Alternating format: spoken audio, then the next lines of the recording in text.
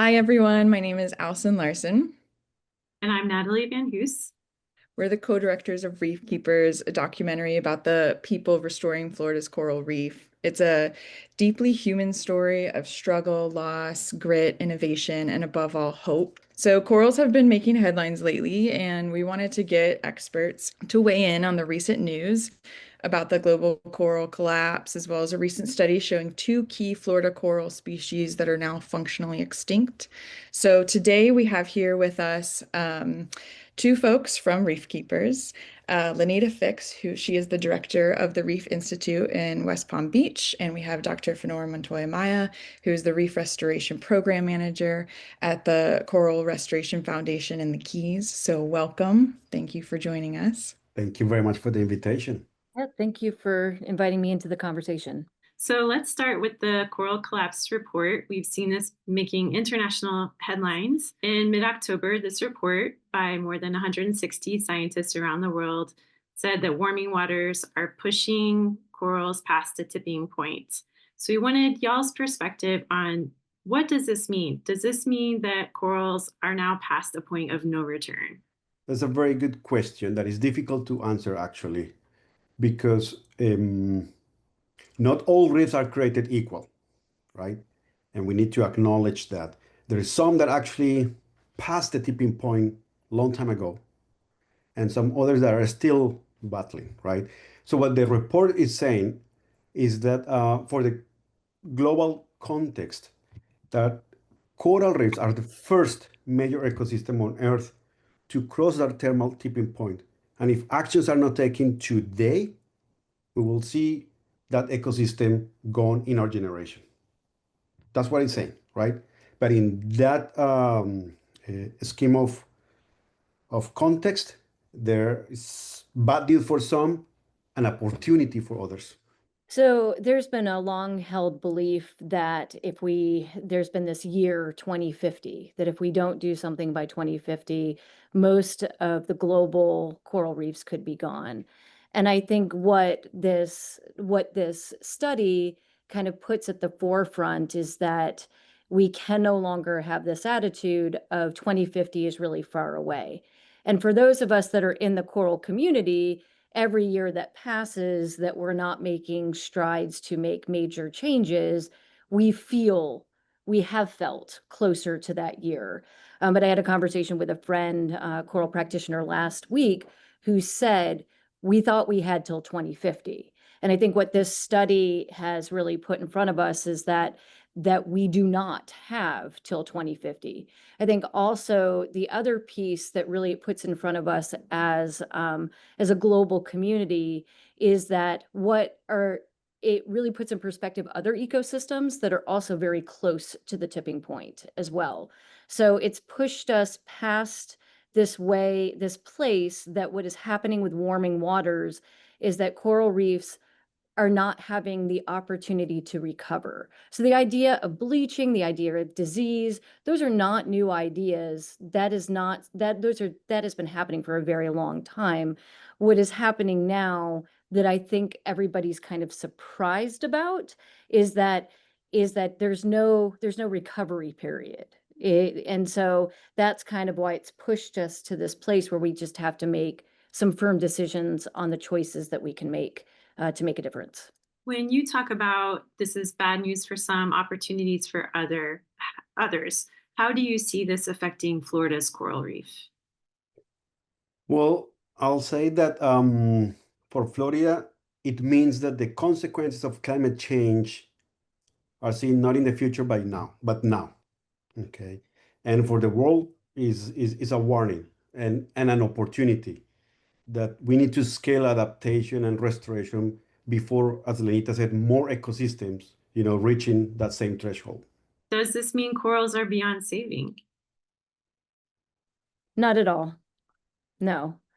I think that the moment that we take the attitude that anything is beyond saving is the moment that we give up hope that there can be change. And I mean, it's a conversation that people come to us often with before this report ever came out. I have joked with Phanor that, even, as soon as last year at a major coral conference that I was at, I was accused of, in biobanking, of taking an apocalyptic view of coral restoration, because coral restoration has been looked at as something that it only happens in the ocean. This idea of having living biobanks is a relatively new idea when you think about it from coral, from the coral perspective. And so I think that we kind of have to have this perspective of what changes can we make, what problems can we fix, and instead of saying, well, we can't fix all of the problems, so none of them are worth fixing, we have to have the attitude that we can fix what we can. And there are steps that we can take, um, as individuals, as just as a global community, as Floridians, there are steps that we can take, beyond those of us that are in the direct coral work, to really make changes. If I may, I would like to add there that the title of the paper is functional extinction, right? That doesn't mean biological extinction. And the clear evidence for that is that Leneita, myself, and many others have thousands of corals, still under our care. And those corals that survived the previous bleaching event and many others, right, are still growing and are still reproducing. This year, we saw some spawning, some sexual reproduction that we haven't seen in years. That gives us hope. The abundance, the still sexual reproduction that we've seen, and the people, the knowledge, and the skills that have been developed to overcome this, right? So I think we have an opportunity here, right? It's how we enable that environment so that every knowledge, every skill, and every resource is used, timely and appropriately. I saw that the report's authors were calling for a positive tipping point, that maybe if they could get this news out in front of everyone, we could see positive changes. Leneita, you mentioned that there are steps that the average Floridian can take. I know you and Phanor are deep in this work every day as your livelihoods. What about the rest of us? What can we do to help? For us in the coral community, we are doing the work. Coral Restoration Foundation and other organizations are really doing work in the water, as he was talking about, being able to keep, those in-water nurseries where the genetics can be held. For those of us, I often say that on land, I always call this Groundhog Day, that if things keep going sideways, we can keep starting over. We got, everybody and their grandmother, sent us the articles. Oh, have you seen this? Have you seen this? And my response to it was, it's why I do what I do. Yes, I have these genetics living in our biobank. Yes, this is why we do what we do, so that we can preserve this. But I think that we have to have an attitude now of, what can I do as the average person to make small choices that kind of compound into big differences. So, I mean, the lowest hanging fruit is thinking about your single-use plastics. So, I mean, obviously and it does, when I first started out in the conservation world, I would tell my husband that the choices that we had to make, because now people were watching, was exhausting, because it was like, okay, I can't use this plastic container, and I can't use a straw, and I can't do this, and I can't do that. But it feels like a lot in the beginning, but those small choices add up to a big difference. So it begins with the one small choice you can make. Hey, I'm going to bring a water bottle with me every day. I'm going to choose to make Gatorade at home instead of buying Gatorade from 7-Eleven. I'm going to, when I get a cup of coffee, I'm gonna check the little thing that says I'm gonna bring my own coffee cup with me and pick it up from the store. It's all of those. I'm gonna change my sunscreen. I'm gonna choose to use a mineral safe sunscreen. I'm going to think about the way that I recycle my clothing. I'm going to think about the way that I recycle my appliances. All of those types of things add up to big differences. Now, the report talked about the push for electric vehicles and a difference in the way that we use renewable energy. And there is, I mean, there's even some cool studies happening here in Florida with FAU about using current dynamics for energy. And, there's a lot of really neat things that are happening. And I think that that's more of a big perspective. But I think we cannot undermine that if we all make small choices, then it adds to a big difference. Phanor, I want to jump to your recent study. So this one is close to home, Florida's Coral Reef. This study published in Science on October 23rd, saying that staghorn and elkhorn corals, two of our key species here in Florida, are now functionally extinct on our reef. When people hear extinct, I think they might assume these corals are gone forever, but you were just referencing they're not gone forever. Can you tell us a little bit more about what this study shows? The study shows that the evidence, the collective evidence that the 2023 mass bleaching event that started in Florida caused a very high mortality of these two species, the staghorn and the elkhorn corals. Okay, that's what it's telling us.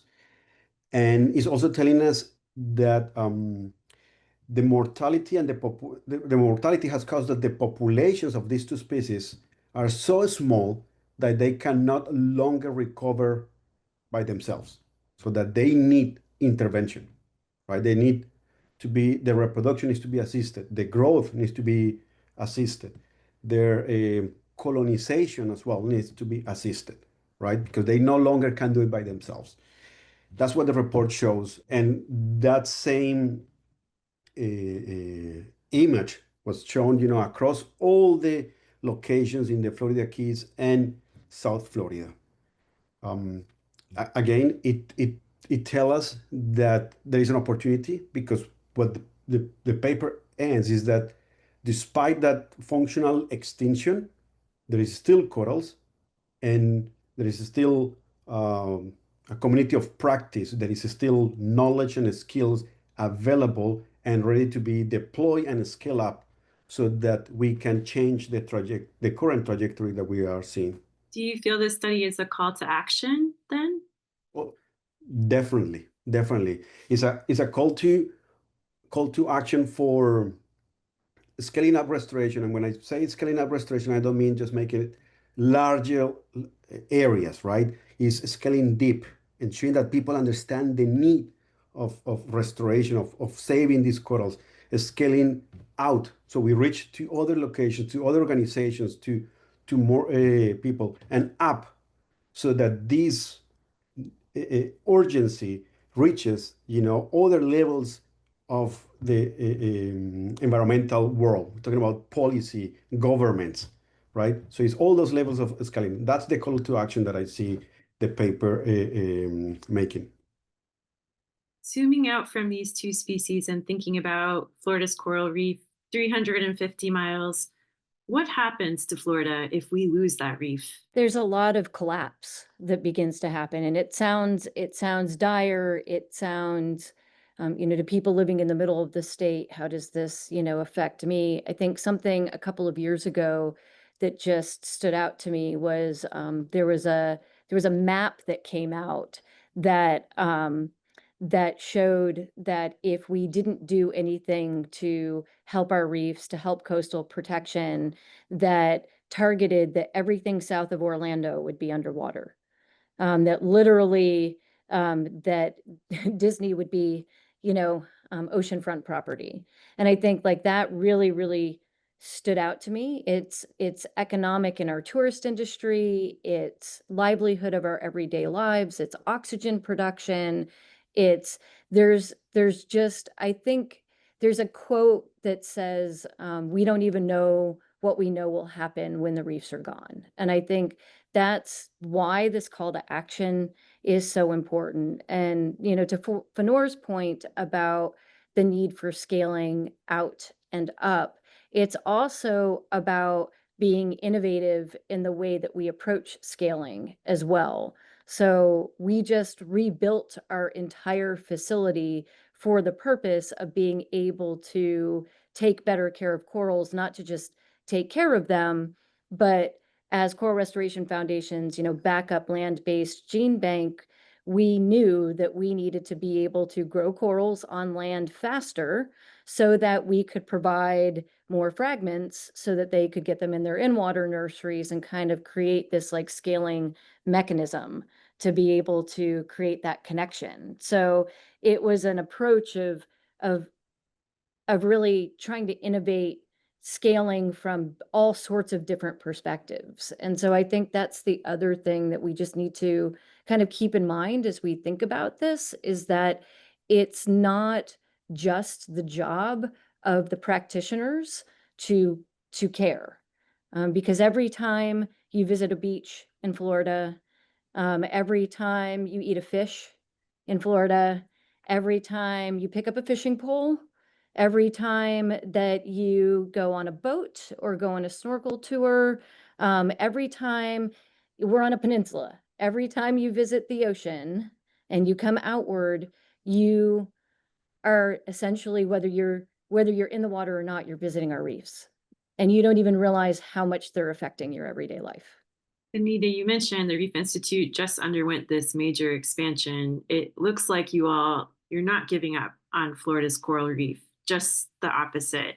So how should the rest of us be preparing ourselves to fight for our reef's future?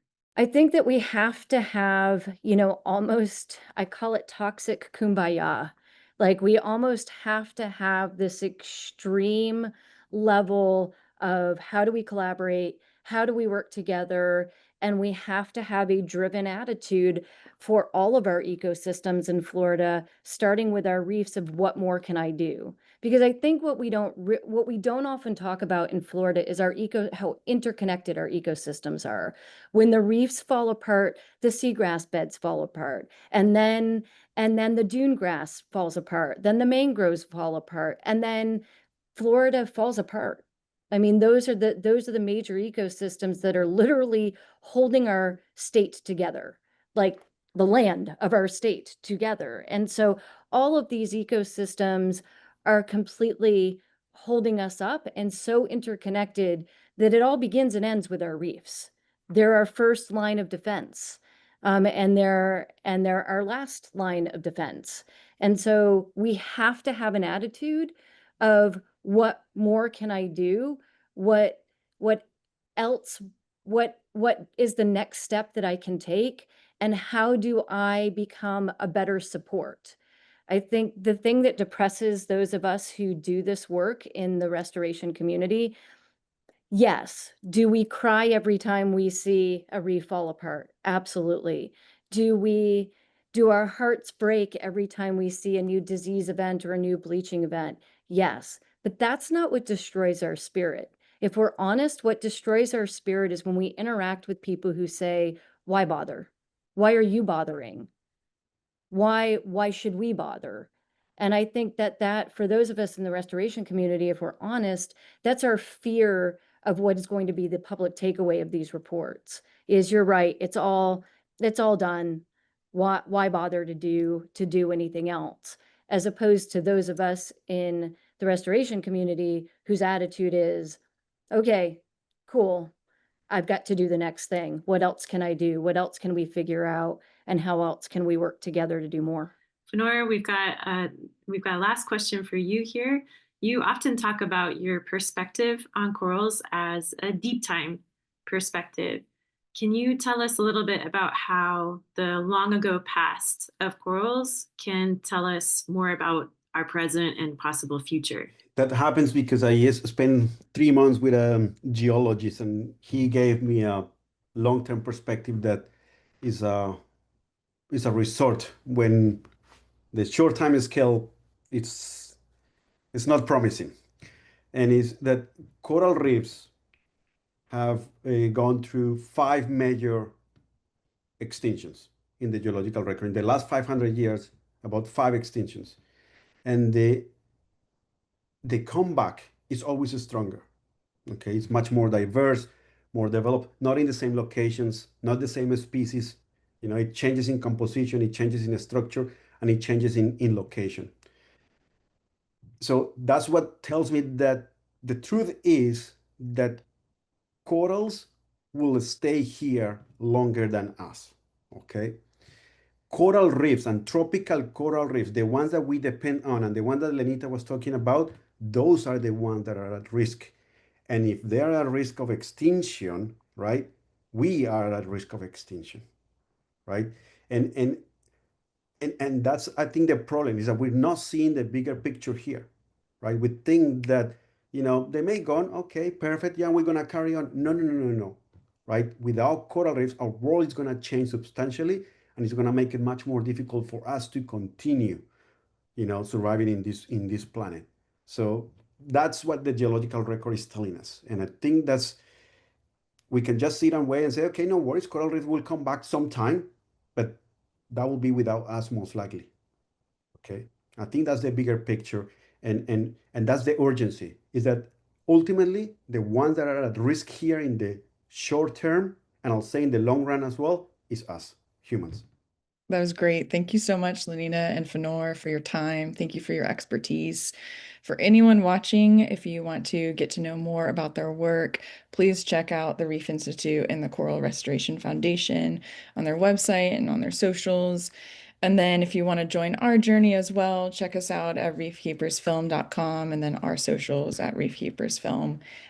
We will put all the links in the description below, as well as the studies for you guys to kind of read for yourselves. But thank you so much for your time, and we appreciate it.